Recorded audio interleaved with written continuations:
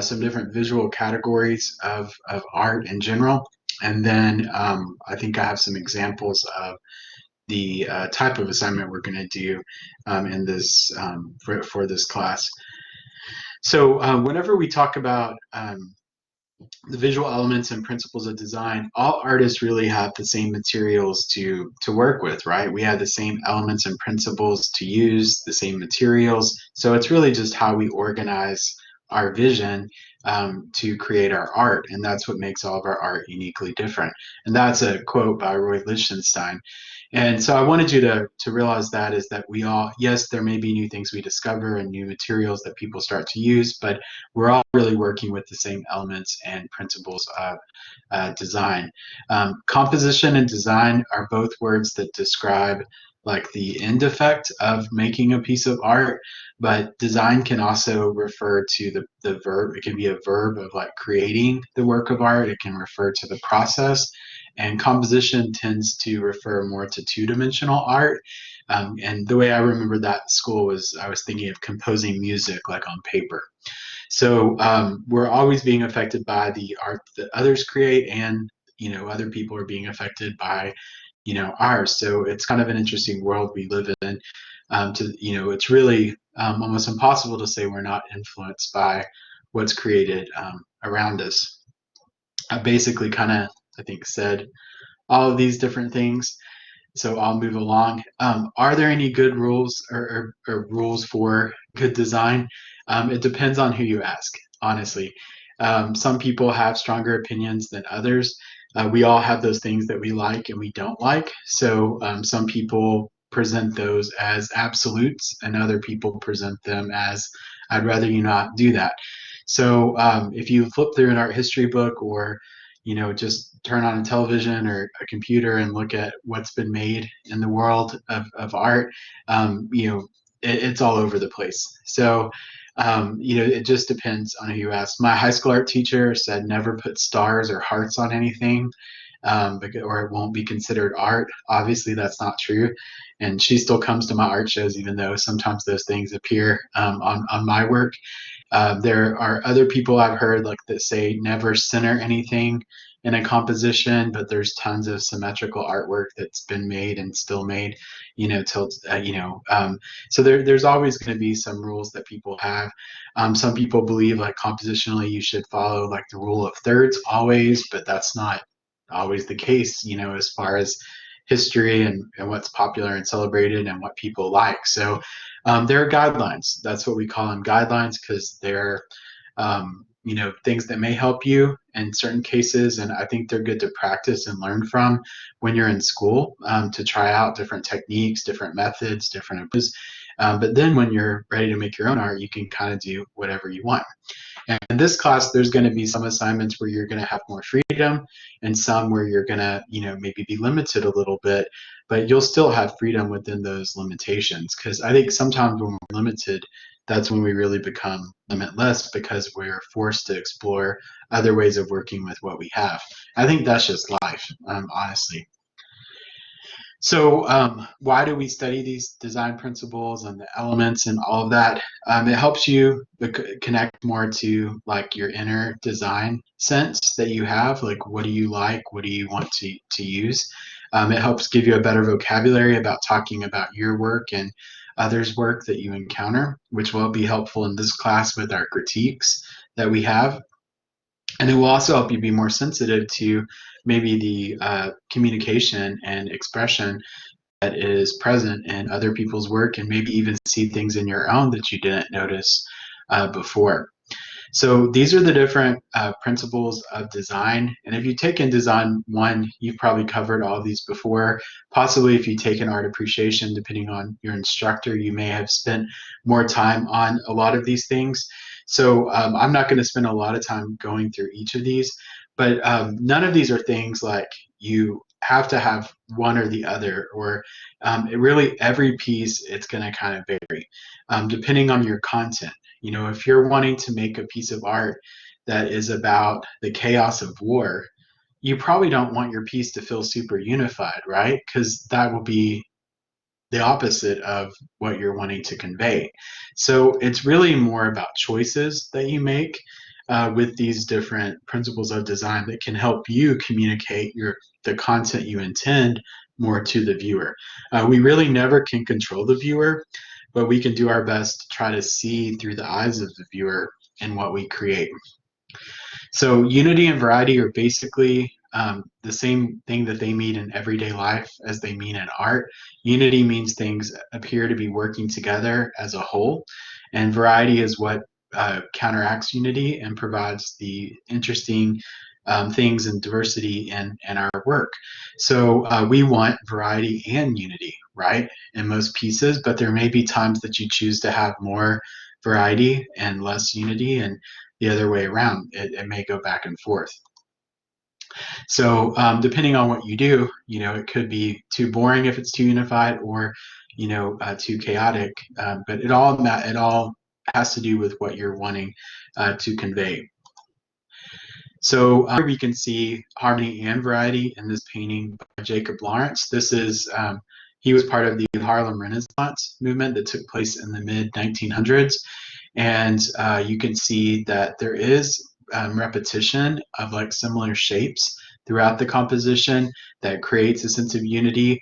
There's also a sense of enclosed space with this horizontal line and the kind of people in a horizontal line along the bottom of the composition. And containment is one way to create a sense of unity. But then there's a lot going on, a lot of different shapes, a lot of different colors. And so even though there's a lot of variety, it still sort of feels unified.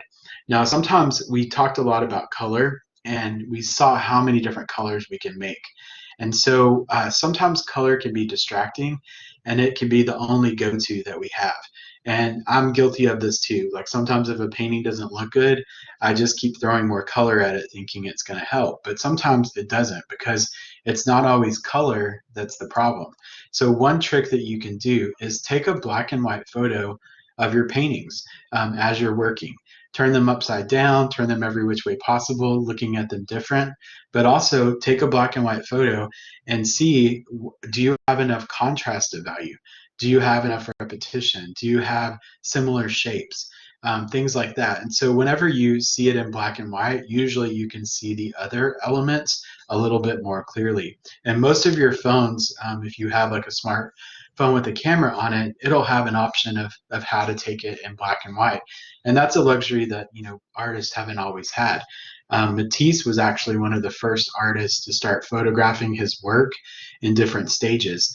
And now a lot of artists do that. I have some friends that they post, every multiple photos as they're working on something. And some people wait till they're finished to post pictures on social media and stuff. So it just depends from artist to artist. Here we see another piece by Jacob Lawrence. This one, would you agree that it's more unified? Yeah, definitely, right? One symbol of unity that a lot of students usually, if I ask like what's a symbol of unity, a lot of students usually say a circle. And it is because a circle is symmetrical, and it can be divided in any way. But so we see these people in a circle. We also see a limited achromatic color scheme with just all neutrals being used. So we have a circle unifying it, a limited palette unifying it. We have a sense of one-point perspective with these little perspective lines in the background, which creates a sense of containment, which helps unify it. And then we have these guys all huddling around a drawing of like, it looks like a leaf, like maybe symbolizing growth or moving forward. So I think that the content and the form, the visual and the idea all work together very well. So it's super kind of unified. And so hopefully these terms are making more sense to you as we go through it. And these terms also apply to three-dimensional art, but we don't really deal with that so much in this class. But three-dimensional artwork, it tends to have, it can be unified by like line quality, shapes, texture, things like that as well. But also with three-dimensional work, we rely more, I think, on balance to create unity. And so you do want a sense of balance in your artwork. Balance just means things feel right. they look right and they feel right, and you don't feel like you need to add anything else or take anything else from it. And there's different types of balance that we're going to talk about, and those are things I want you to consider as you're coming up with ideas for your work. One great way to come up with ideas is to do thumbnail sketches, like multiple sketches per page of like a sketchbook, where you're coming up with different ideas for compositions and layouts, just little gesture kind of scribbles. And that's a great way to come up with plans. And I've got so many of them laying around my studio, because whenever I'm, here's a little one here that I just doodled the other day. There's one on my wall over here, and then I have pages in my sketchbook where I'm doing the same thing, like just coming up with ideas for future work. So that's a great way to kind of work out things with balance. So with balance, there's symmetry, which basically means things are the same. And the way that I remember that is symmetry starts with an S, and so does the word same.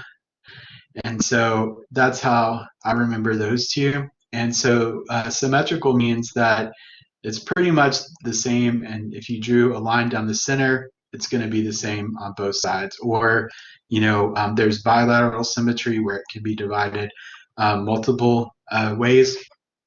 So it just depends on what you want to do. Now, some people don't like symmetrical balance, and I think maybe because it's more unified, but it's up to you. It's whatever you want to do. It depends on what your content is and what you're going for. One of the reasons that we're really attracted to symmetry, I think it's why we put two pillows on our bed. Our cars are symmetrical. If you look at the front of them, it's all because we are pretty much symmetrical.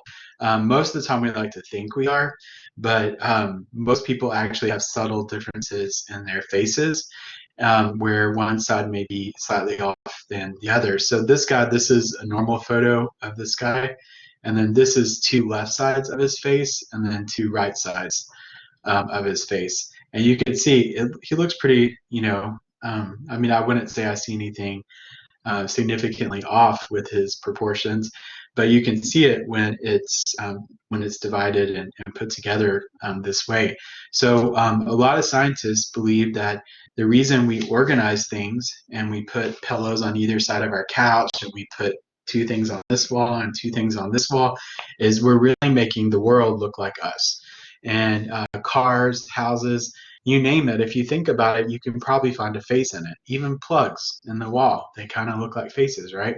So a lot of the stuff that we make things that look like us. Now, asymmetrical balance means that it's not the same on both sides, but it's still balanced, okay? And this is where I think having more visual interest in your work, you could have more visual interest because of creating asymmetrical balance. So asymmetrical means without symmetry, not without balance, okay? So the easiest way to think about this, let me change colors because that's kind of hard to see. Best way to think about this is like a little seesaw from the playground. If you had a little kid sitting here and you had a big kid sitting here, what would happen in this situation, right? The little kid would go flying, right? So that's not balance. So in a composition, the same thing. If we have, let's say, a canvas, and we have a small object and then a super large object, that's not going to be balanced, right? So what are some things that we could do? Whoa, it just erased all of it. That's okay, I'll try it again. So what we could do is we could, over here,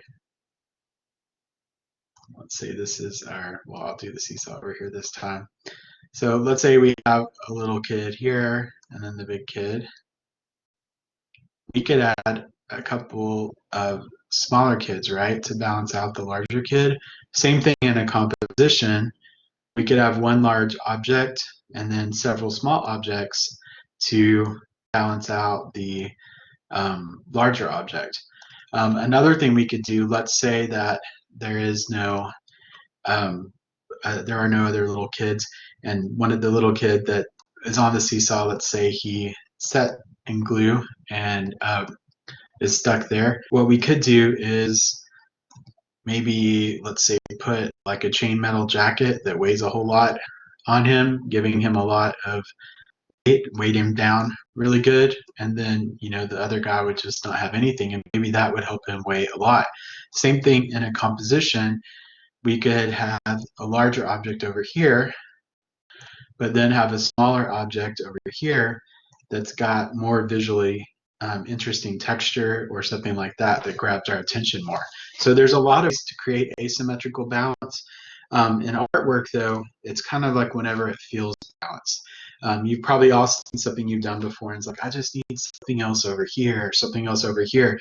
That's probably because you're creating asymmetrical balance.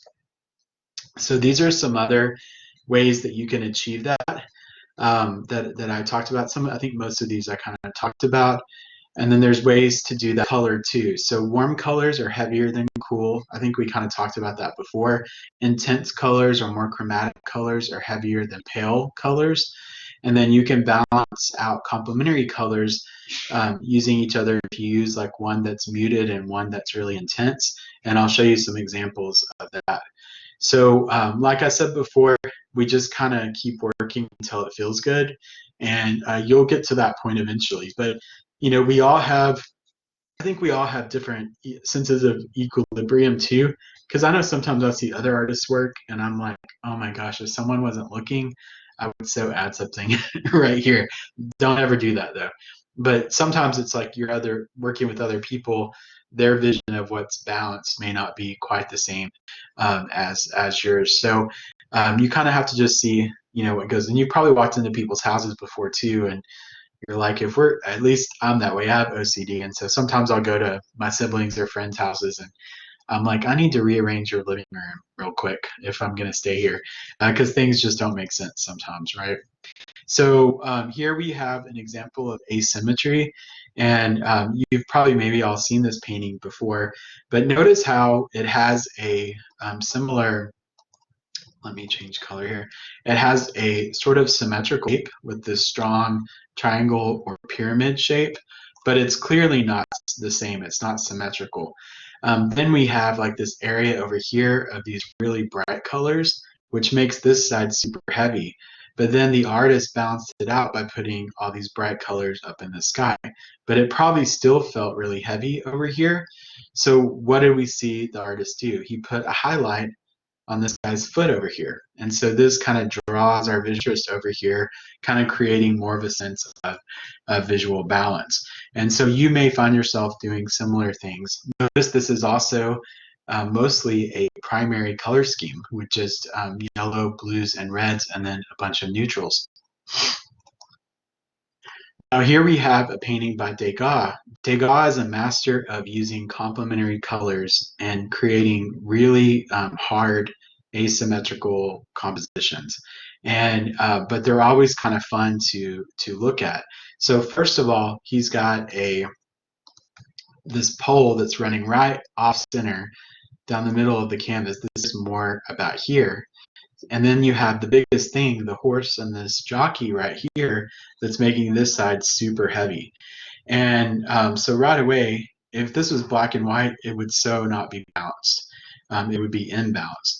But right away, you're just like, whoa, this is so heavy on this side. But as your eyes adjust, you move towards the center, and then you notice this bright red hat that just pops out. Then you probably go straight to the sun up here, and you notice that, and then the piece feels more balanced.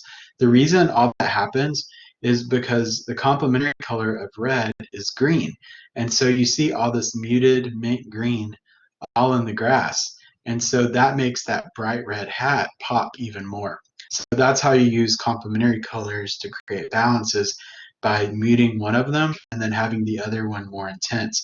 And if you look at Degas' work, he did ballerina paintings where he used like purples and yellows. Like he tended to use a lot of complementary color schemes. And then the hat is about the same size as the sun, and so that's why you make that visual connection. And I know we like to think that we all look at art differently, but I remember a few years ago I saw a scientific study where at one museum they installed cameras that tracked people's eye movement, and they put it on some of like the most popular paintings that were at these museums or gallery. I can't remember where it was. And everybody that looked at it over a period of time, the camera tracked their eye movement, and almost like every person looked at the painting the same way. So they followed like these directional forces and things that we have that we put in our work. So it's kind of interesting to think that, to realize that we're being somewhat kind of manipulated by the artist. So areas that draw our attention, we call focal points or points of emphasis. And then the subordinate areas tend to be like the background or areas that maybe are not as important. Now, just because they're not important maybe to the viewer, that doesn't mean they're not important for the art. The background is just as important, if not more important, because you're creating the environment for that subject matter existent. And so you always want to give the background more, if not the same attention that you give any positive shapes or subject matter in your work. Directional forces are lines that we follow that are actual lines or implied lines in works of art. And vertical, when we tend to have more vertical direct lines, it makes people feel more attentive. When people have more horizontal lines in a work, it makes it feel more relaxing. And when there's more diagonals, it makes it feel more dynamic or more high energy. So here's a great example of a print by Goya, and we could see a lot of directional forces. And I love Goya's work because no matter where you look, there's always like a line that takes you to the next point. And in almost all of his pieces, there's like so much movement. No matter where you start, there's like a line that leads you to the next place to look through the whole composition. So contrast, a lot of times when we hear contrast, people think of just value of like highlights and shadows, or contrast of dark and light colors, but contrast is any similar elements put together. So you can create contrast by having a smooth texture next to a coarse texture, a bright color next to a pastel color, a rectilinear pattern next to a curvilinear pattern. There's so many different ways that you can create contrast. So whenever we say, oh, you need more contrast, like sometimes we need to be more specific so that people know exactly what we're talking about, because it doesn't always have to do with value. And then repetition and rhythm. I know normally we think of music and dance and things like that as having a sense of rhythm, but artwork can kind of have rhythm too. In my design class, I actually have my students create a piece of art that's inspired by music, and they have to listen to an instrumental section of song, and they have to create a non-objective work of art inspired by all the sounds that they hear and what they visualize. And so it's kind of a fun exercise to do. In this class, I mean, you possibly could do that with some of the assignments, but I want you to think about rhythm, because that's kind of like the energy present in your work of art. And you want to make sure that that rhythm or that energy is the same as like the content that you want to go along with it. And so we'll look at some examples of that. And it's really not an abstract idea to think of visual things giving us a sense of rhythm, because with music, we use sheet music. Dancers use dance cards. We have the conductors that move a stick around, and that gives people a sense of rhythm. So like there's a lot of visual representations of rhythm that we follow to make music and do other things too.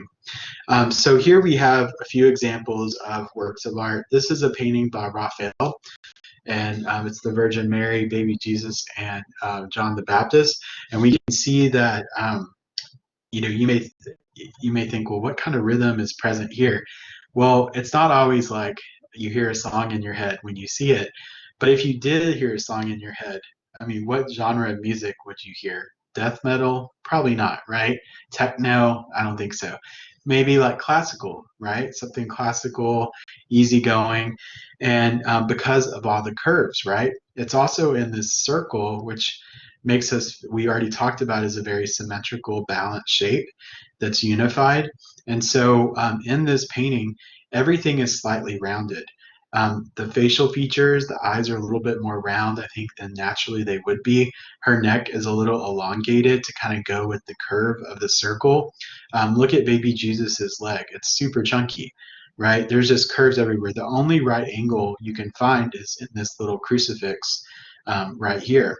And so it creates this harmonious little soft, like kind of flow throughout the composition, which kind of goes with the idea of that constant bond or flow between a mother and child.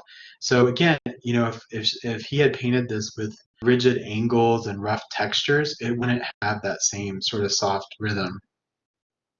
So repetition creates rhythm. This is another painting by Raphael where you see a lot of repetition with the architecture and the figures.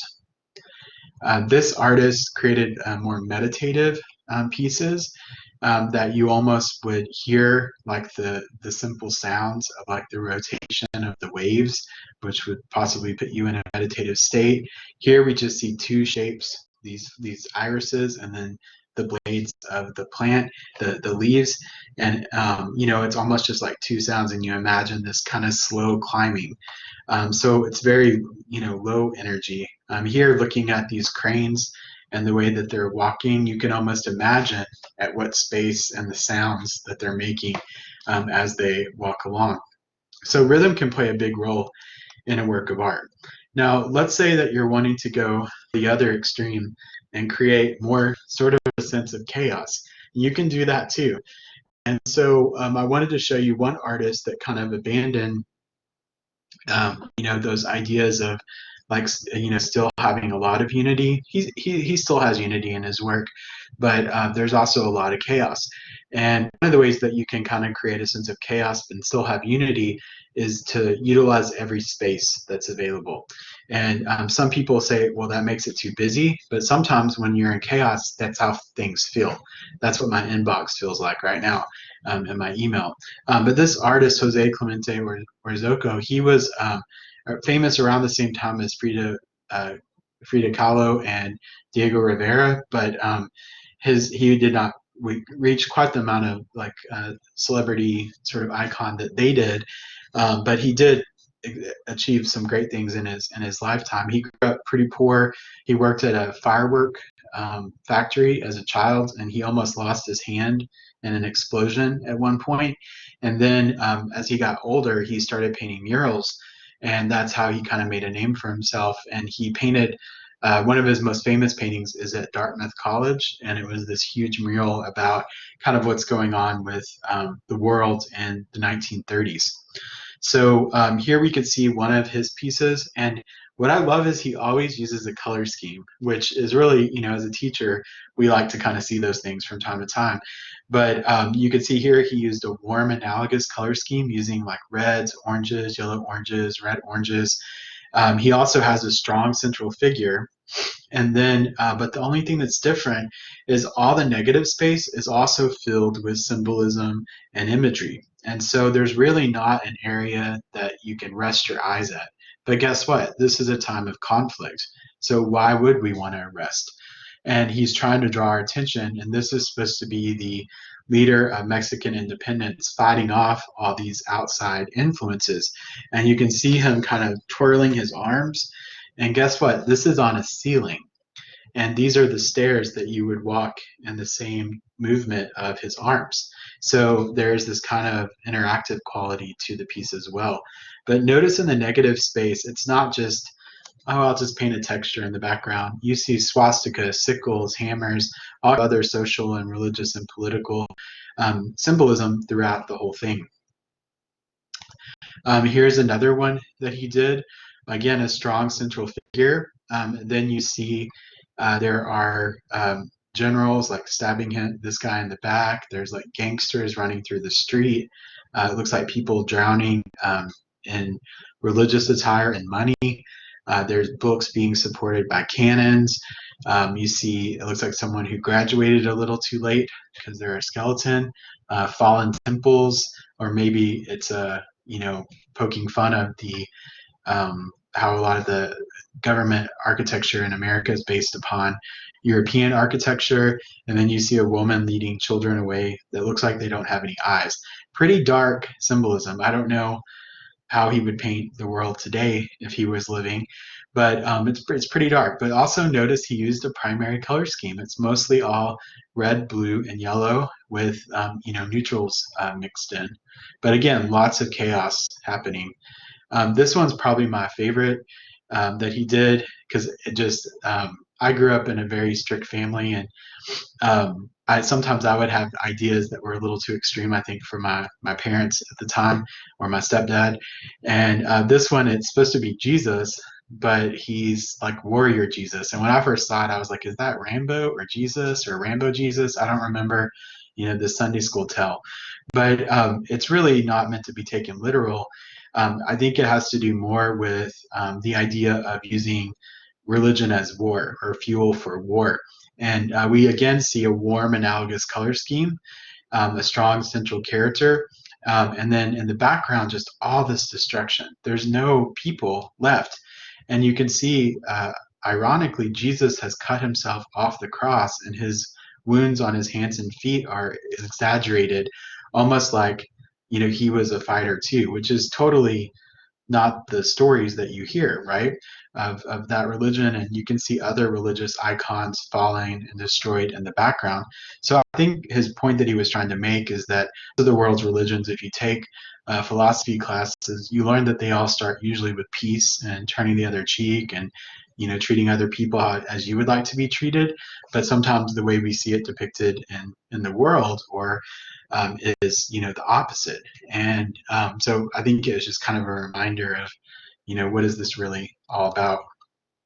Now, scale and proportion is also something to consider. I know a lot of you, you're working from home, but even at school, we were kind of limited to size in some cases. But the size of your work of art is, really important. Sometimes you can have a great idea, and there's nothing wrong with small pieces. As you can see behind me, I always have several small pieces going, and then I have several big pieces going too. But I can't make only 8 by 5 foot canvases, or I'm gonna be homeless because I'm not gonna have anywhere to store them. And so, and they're expensive. So you always have to decide, like, how big should your piece of art be? And sometimes, depending on the content, it may need to be bigger, or maybe it needs to be smaller to feel more intimate. So, I think that's always something to consider, is don't just say, well, here's a canvas, I'll just use this one. Sometimes, especially the painting 2 students, you may think, like, does this need to be big or does it need to be small? One thing I love doing is artist books, because there's like this intimacy to them, and only one person can really look at them at a time. And so I think there's, that's something to consider with your work. And so scale means like separate objects compared to each other, and proportion means like parts of a whole working together. And so sometimes with art history, we can kind of get a distorted view of how big art really is. And oh, that's just a little. Oh, well, this is a good little illustration too. Whenever you're, sometimes all of students, they'll have several things they want to paint, and they'll put them all on the canvas or the drawing paper the same size, and then nothing really stands out. But, if you tend to make something smaller, then that will make the thing that's bigger appear even larger. And so I think that's something to think of too as you're working. Now, format, the way I remember format is, it starts with an F, and so does the word frame. And so format is like the actual size of the work of art. Okay, so scale refers to different objects compared to each other, or separate objects. Proportions are parts of a whole. And then format is like the actual size of the piece of art. I always think of like the frame. And so whenever we see things in PowerPoints or textbooks or online, we're really not seeing them in their true size, right? Usually not. Sometimes they'll have like a little description of like the measurements, or they'll have like a scale reference I've seen in a lot of more recent books, but we still don't really get the full effect unless you go in person. And so here's an example. This is something that was in an art history book that I used to teach from, and it had this little picture of Rembrandt, a self-portrait, that's actually the size of a stamp. It's 1 inch squared, next to the painting of the Sistine Chapel ceiling by Michelangelo, which is this, bigger than a football field, and you would have to look up to see it. So having those like in a textbook this size or by each other, it really plays with your understanding of the scale or format of the actual pieces. So it's always best to see work in person, and as the museums start to open up again, and you all get to go out, I think you'll, the more art you see, you'll kind of see what I'm talking about when, things are a mural versus a little tiny canvas, they're going to have a different impact on you. But big doesn't always mean that it's better. So don't think that I'm telling you, small paintings don't matter, because they definitely do. And there's so many examples. Starry Night is not very big. The Mona Lisa is not very big. So yeah, don't feel like you have to only do large work. And as I told you earlier in this PowerPoint, Matisse was one of the first artists to start photographing his work as it changed. And I think we talked about this maybe the first week of class, but back in the day, when artists started working more abstract, they actually learned how to make things realistic or representational first, and then they slowly abstracted it. Where today we have a lot of people that have this thought that, oh, people make abstract art or non-objective art because they can't, really draw or paint. And that's not really true. And so I wanted you to see that with Matisse, a lot of times he would start out with a more lifelike drawing or painting, and then he would slowly alter it to what was considered abstract or what he thought was more beautiful. So that brings us to these 3 terms, and you need to know all of these to understand this first assignment that we're going to do. The first category is representational art, and that means that it looks real, that it looks like a photograph, it looks like real life, nothing's really been altered from reality. Okay, and we're going to do one painting like that, and you can work from a photograph or like a sentimental still life that you set up, and I'm going to show you some examples. Okay, the second one we're going to do is an abstract piece. And there's a lot of misconceptions about the word abstract. And the reason why is in the around the 1950s, up until that point, most people made art that was representational. And then slowly we started getting abstract artists in the late 1800s, like the Impressionists, the Post-Impressionists, like Vincent van Gogh. But there was still imagery in the work. But then around the 1950s, we had artists that started making artwork with no images at all. And but they had made work with images before. And so people had no word to call that art what it was. So they were calling it abstract expressionism, because they were abstract artists, but they were being more expressive. And but there was no imagery. And then sometimes those artists would give titles to their work like Cathedral, or Angry Woman, or whatever. And people then would look at this big non-objective piece, and they would be like, oh, where's the cathedral? Oh, where's the person? And they would look for objects that weren't there. And so eventually people started saying, you know what, maybe we need to call this non-representational or non-objective work. And so that's really what it is. But you still will hear people call non-objective work or non-representational work abstract. But abstract means skewed or altered from reality. So if it's skewed or altered from, if there's no image in it, it's not really skewed or altered from reality. And of course, there's not a hard line between all of this, but anything from a black and white photo could be abstract, right? Because we don't see in black and white, to something like a Picasso painting, a Cubist piece that's super abstract, that could be abstract too. So we're going to look at some examples that maybe will help you understand these more. Now, the non-objective art, a lot of people judge that, and I think the reason is because they think it's just easy. But as you all will find out, it's hard to make those look good without images. And usually out of the 3 paintings for this triptych project, Usually that's the one students struggle with the most because they can't figure out how to make it look good and they think it's going to be super easy. So you have to rely on the formal elements to make that one work. Okay, so we're going to look at some examples of those, but also, do movies have to have a standard plot to be good? No. Does dancers have to have a choreographed dance for it to be considered high quality dancing? No. Does music have to be written down, or can people just pick up an instrument? Like, so we don't have, not all songs have lyrics, not all, dances are planned out. So why does visual art have to always have images? And why do we think it's less than if it doesn't? I don't know. I don't know why people think that.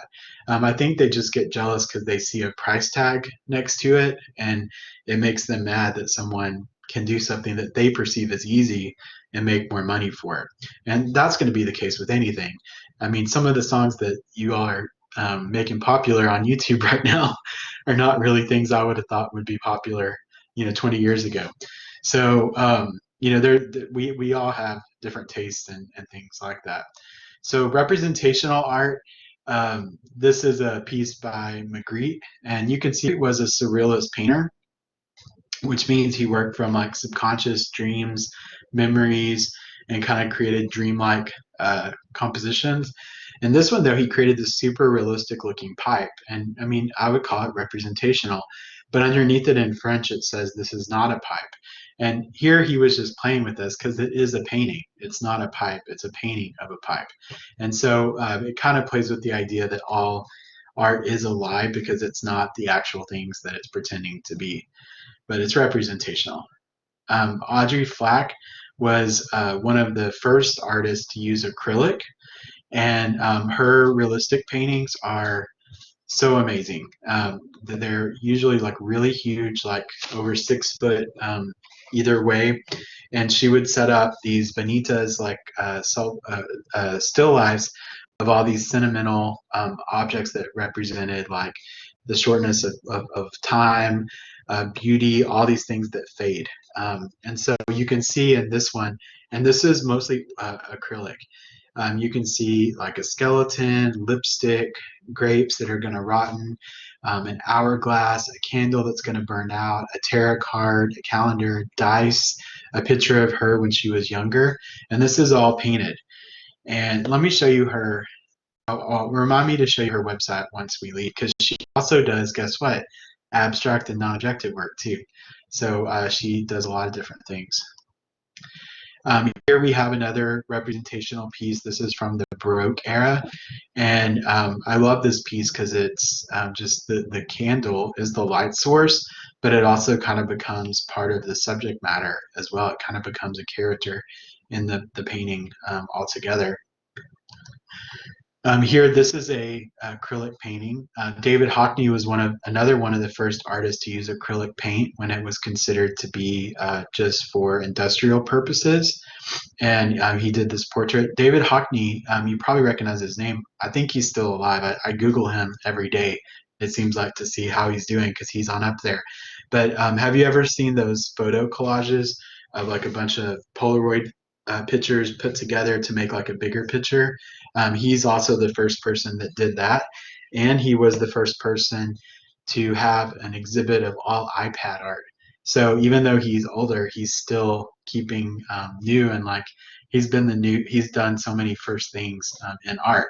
But he was a pioneer for acrylic paint when it was still in its early stages. And I love this painting.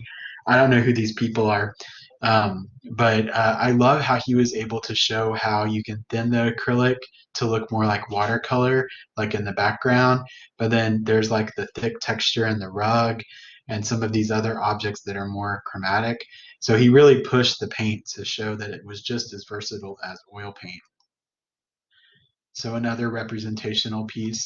So then we get into abstract art. And what does abstract mean? Well, it just means skewed or altered from reality. So Mondrian was one of the artists that he actually didn't like nature, but and slowly he started abstracting his pieces. And so here you almost might think this was a painting by Van Gogh because it has this kind of impressionist, post-impressionist feel to it, but it doesn't look natural. The anatomy of the tree looks off, the textures, the colors. So it's much more expressive. It almost looks like that impasto or modeling paste that I showed you all last week. So it's abstracted. Then we have things like this. Jasper Johns painted with mixed media and encaustic, and he just chose to use the American flag, but he chose different color schemes. And so he abstracted it from reality by just changing the color. Then you have people like Picasso who took this horrific event that happened in Spain, and where the Nazis dropped bombs on this small town, and all these people were killed, and it hurt him so bad he made this large black and white painting of his abstract kind of version of that. And I think by making it abstract, it feels even more painful. And you see like the woman screaming, holding her dead child. This light almost looks like an eye, which may be symbolic of like the eye of God kind of watching this. There's just so many things to look at. And I think by doing it in black and white, it also implies that like the color was kind of stripped away, like the life was sort of stripped away. So there's a lot of expressive possibilities working more abstract, I think. And then Vincent van Gogh, we talked about before, used his palette knife to work with and really thick paint, creating kind of swirly patterns and hatching lines in painting like we had never seen done before.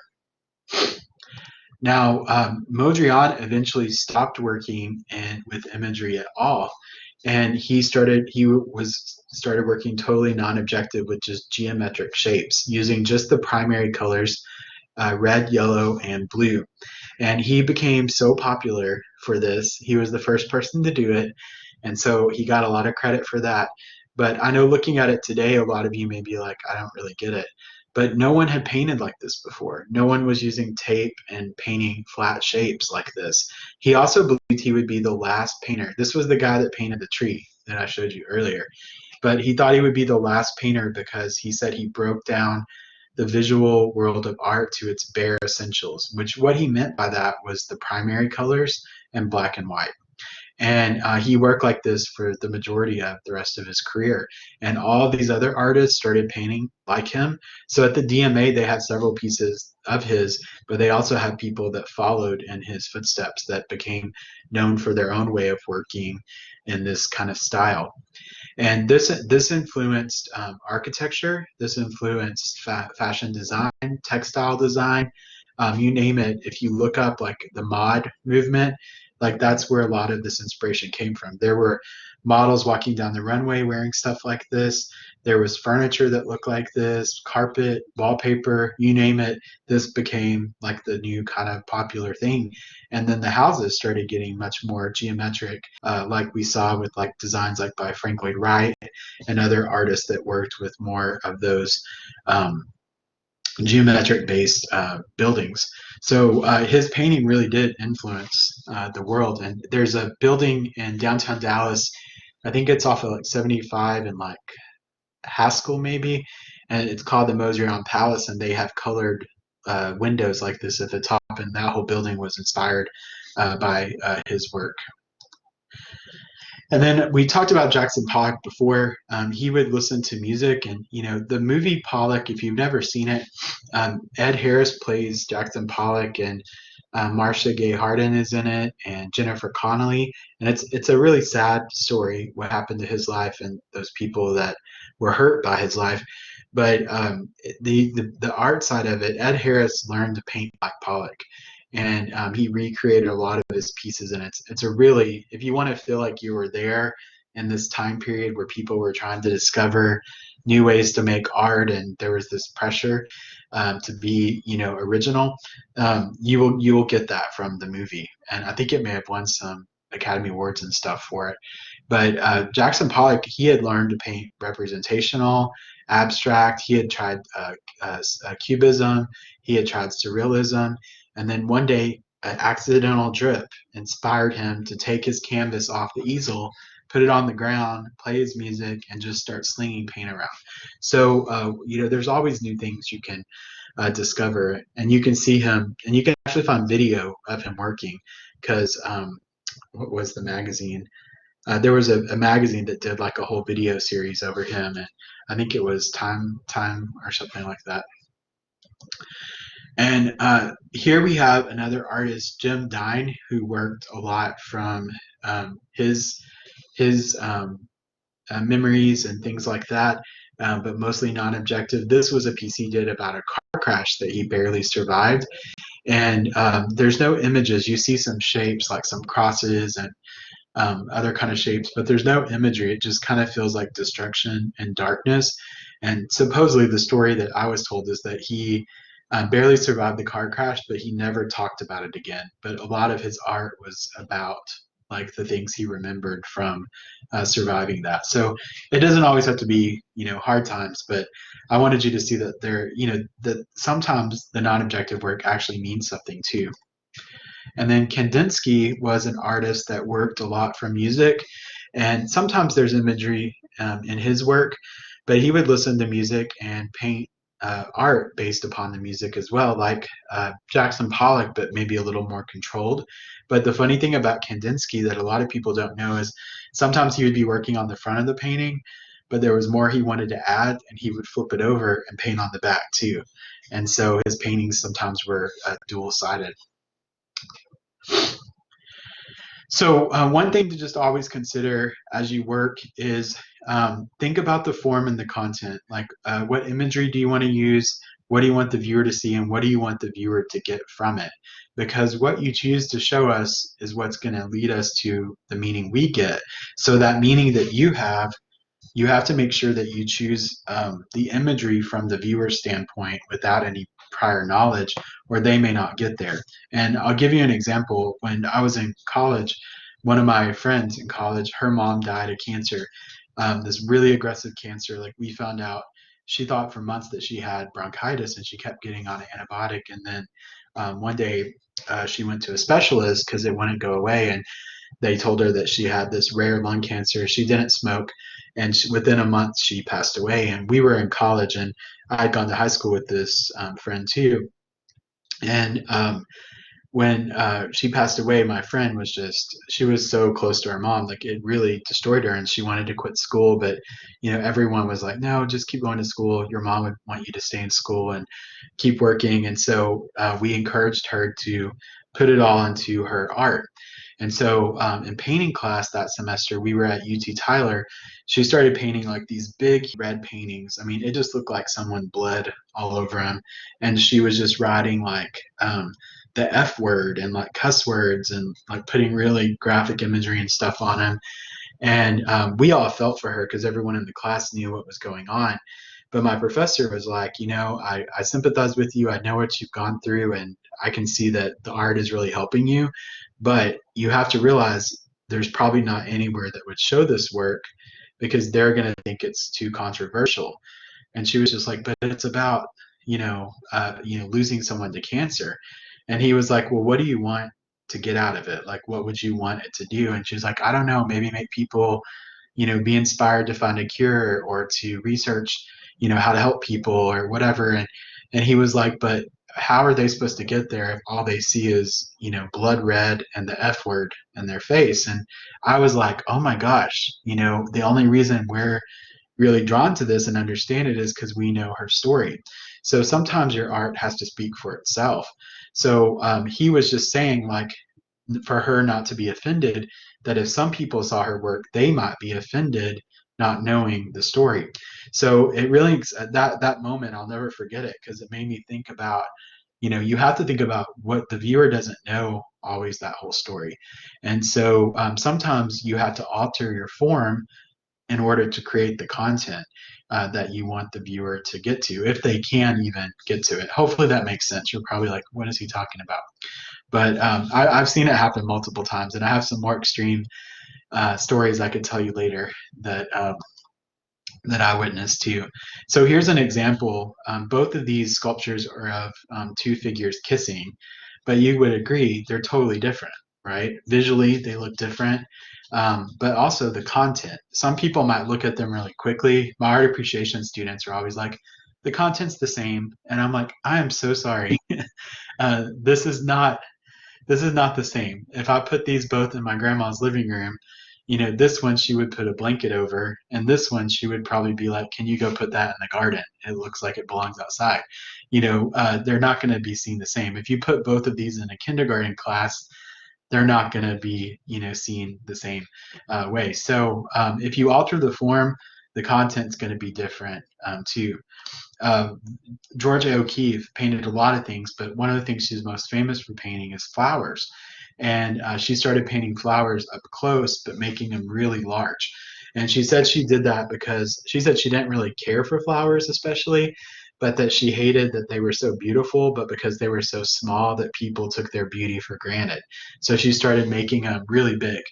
And because they were so big, people thought that they were non-objective or abstract. And so people started seeing other stuff, and I'll leave that to your imagination, but it does kind of make you think of other things. So even though they're not technically abstract because they are representational, that's kind of one of the areas that's kind of confusing, because if you blow it up really big, you know, that's kind of making us see it in a different way. And if we don't see all the parts that let us understand what it is, we might see something else in it. So there's always kind of those gray areas too.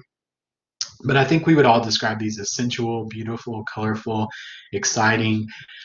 Where Van Gogh painted flowers too, but his feel kind of sad, right? These feel like overly happy, that they make me feel. Sorry, someone rang my doorbell. Uh, these make me feel like almost really exhausted because of the intense yellow, and all right, sorry. And then these ones look like they've been killed in a drive-by. Like they look like they've been murdered. And I've never looked at flowers and really felt sorry for them before, but these make me feel sorry for them. And so you can see by choosing the color and the texture and the value and the composition, they make you look at these flowers look different and feel different than these flowers. So it's all about how you choose to display it. Or you can just not care and let the rest of the world deal with it. But you do take a risk of, you know, shocking people or them just not being interested if it's not clear enough. So those are just some things I wanted you to consider, you know, as we go through these first few assignments. Oh, thank you. All right, so I'm going to stop this, and then I was going to share the assignments with you. I think I have them. I think I have to share my screen again.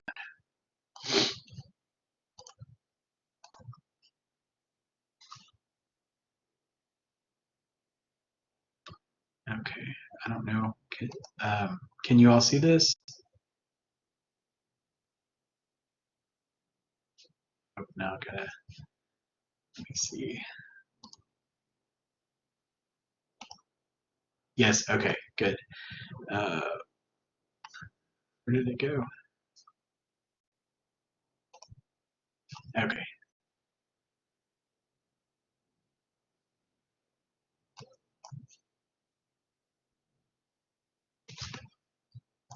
No, I can't track this one out. Okay, well, these are examples of the project, and these were all in the PowerPoint. So you're going to be creating a triptych of, a triptych is a group of 3 paintings that may or may not work together. We're just calling it a triptych because they're all related to you. You're the unifying thing. So one's going to be representational, one's going to be abstract, and one's going to be non-objective. And so I just made this little handout for you from the PowerPoint. So you have that under the files to look at, a more representational still life and abstract by Picasso. And these are all of actual events. And then a non-representational one of an event. And so I wanted you to see that, you know, artists have done this before. And then these are the instructions. And I'm not going to read all of this. I'll let you do this, but you're going to be doing an observational or representational piece. These are all 18 by 20 or larger canvases, and these will use the nicer canvases for those. So for this one from observation, you're going to be, you can work from a still life of like sentimental objects, or if you want to work from a photograph of like a moment that you remember, you can. And I'll let you read through these more, and it's up to you. Like I know some of the artwork I've shared has been more personal, maybe more hardships, but they can be good events too, like happy events. But it's whatever you feel comfortable sharing with the class. And as far as the content goes, we're going to be having critique, but it's going to be up to you how much you want to share. I'm never going to force you to share anything that you don't feel comfortable sharing with the class. So you can leave it to our imaginations if you want to for some of the content. So the project's called the Triptych Painting Project: the 3 most impactful or influential moments of your life. So one will be representational from a photo or sentimental objects. And I showed you several of those at the beginning of the semester. The second one is going to be abstract. So that one's going to be up to you how much you want to abstract it. It does say that I want you to use a color scheme. For the observational or representational one, you're going to be matching the colors of the photo or the still life objects. So that's what your color is going to be based upon. But for the abstract one, you're going to choose a color scheme. And it's up to you, what imagery you want, how abstract you want it to be, whatever. You just have to use a color scheme. But I do want it to reference a specific moment. And then the non-objective or non-representational one, this one you're going to be trying to recreate a moment, just the idea or the essence of that moment. And so I usually tell students, think of like, maybe a moment where as a child that you don't really remember all the details, but you remember like colors and feelings and things like that maybe it would be easier to kind of be more objective with. And then I also put a rule: I'm not going to see you, so I'm going to trust you on this one, but I said try not to use a brush on the last one, because I think that will make it more fun, and you'll also be able to kind of get more physical with it. So I didn't say you can't use other stuff. So, but that may kind of help you, letting go of the brush may help you kind of let go of the image as well. Okay. And then I list some possibilities, like if you can't get away from an image, maybe create an image, but then destroy it where you can't tell what it is anymore. Okay. And then these are just kind of what I'm going to be grading on. These are some general guidelines to painting. A lot of this I've already covered throughout the lectures. And then these are just some vocabulary and some different ways of kind of creating better compositions. And then this talks more about those sentimental still lifes. And then I'm going to show you this technique probably on Wednesday. Okay. So let's see, what else did I have here? Oh, all right. And then this is what I'm going to show you on Wednesday.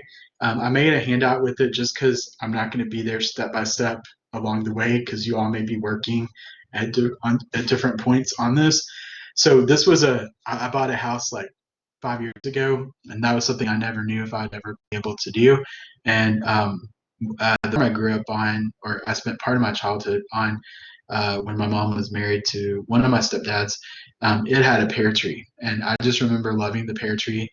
And whenever this house I bought, it has 2 pear trees in the backyard. So when I first moved in, I was just like, this reminds me of where I lived for the majority of my childhood. And my neighbor had a pine tree, which you don't see too often in the Dallas area, but my neighbor had a pine tree in the backyard. So I was like, this reminds me of my childhood. So I took a picture of one of my pears, like my pear limbs in my backyard. And so I chose to do that for my representational piece because I had just bought the house. So the technique that I use is I'll go, excuse me, I'll go through this with you all. But I like to tone the canvas first. And I'll go through this step by step with you all and do a painting with you. But I wanted you to have one. If you wanted to go ahead and get started, you could. But it's better to I don't like to start with the white canvas because then sometimes the white canvas will show through. So I tone the canvas with a neutral, or sometimes I'll use the complementary color of what I'm going to be putting mostly on the surface.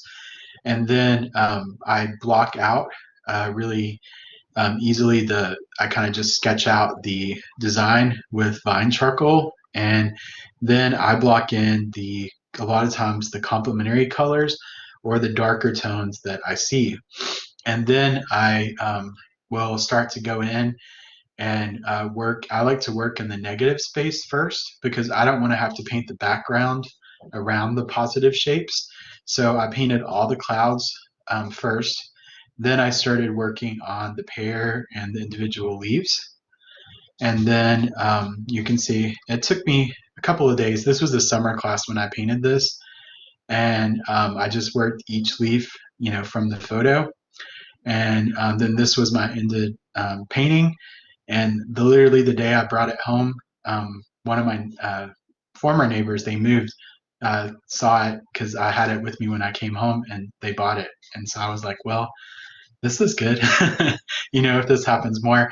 But some areas, like they were sticking out too much, so I would put medium or create a glaze to kind of tone down some areas.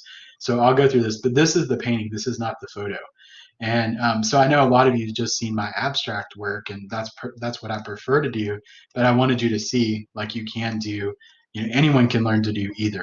Okay, so I want you to try, even if you have no desire to paint realistically, I want you to try one painting this way, and I promise you, you can do it.